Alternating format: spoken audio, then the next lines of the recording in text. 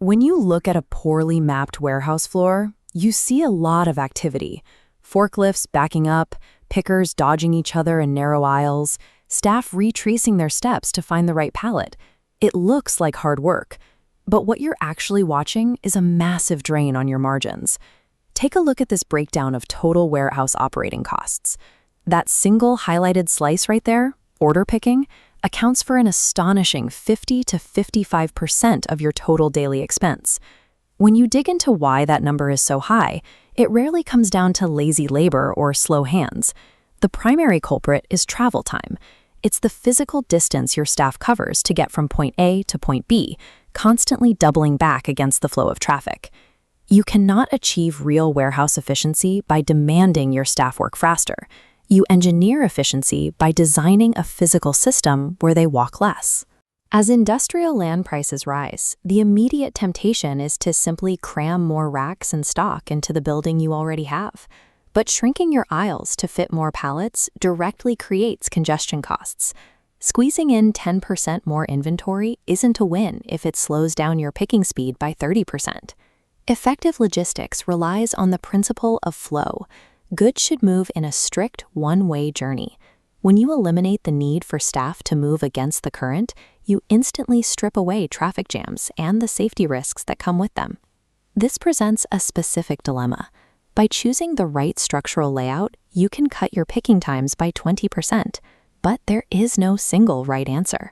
The optimal choice depends entirely on the geometry of your building and your daily order volume. Your physical layout acts as the operating system for your warehouse. If you choose the wrong foundational geometry, you permanently cap your throughput, and no amount of overtime will fix it.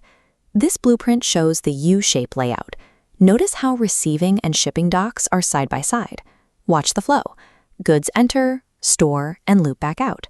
It's the gold standard for small to medium enterprises, allowing shared staff and concentrating fast-moving inventory near the doors. However, that shared resource is a structural trap. If volume scales rapidly, inbound and outbound traffic funneling through the same zone creates a crippling bottleneck. Now look at this I-shaped or flow-through layout. Receiving is on one end, shipping on the exact opposite. The arrows trace a direct, linear path. Inbound goods never cross outbound goods.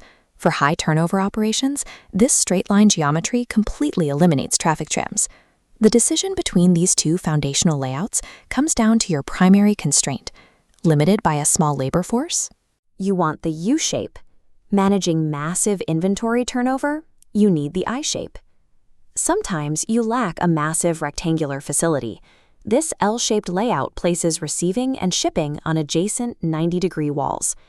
Highlighting this inner elbow creates a centralized zone. Placing frequently picked items here creates a massive shortcut, drastically reducing daily walking distance. The risk here is dead zones. If you fail to map inventory perfectly, items at the far outer edges take twice as long to pick.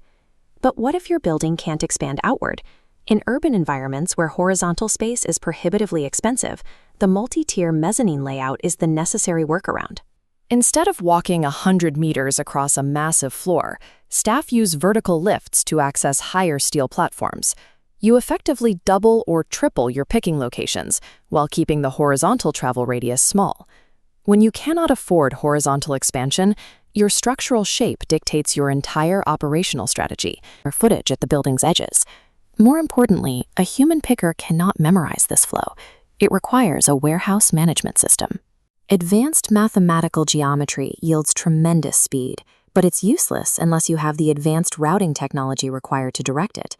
We focused heavily on where to place the steel racks, but none of those configurations work without logical placement of the inventory itself. This requires continuous ABC analysis, a disciplined process of ranking and placing your inventory strictly by its sales velocity. This side profile of a shelving unit highlights what we call the golden zone. It is the waist to shoulder height area located closest to your shipping docks. Every single high-velocity, fast-moving item, your A items, must live right here. When you map your inventory correctly, your pickers will spend 80% of their shift operating within just 20% of the warehouse's physical footprint. This is the reality check. You can pour money into an architectural redesign, but no layout lowers costs without the disciplined labor of strategic slotting. This decision matrix distills your options. You have to map your specific operational scenario to the correct structural layout.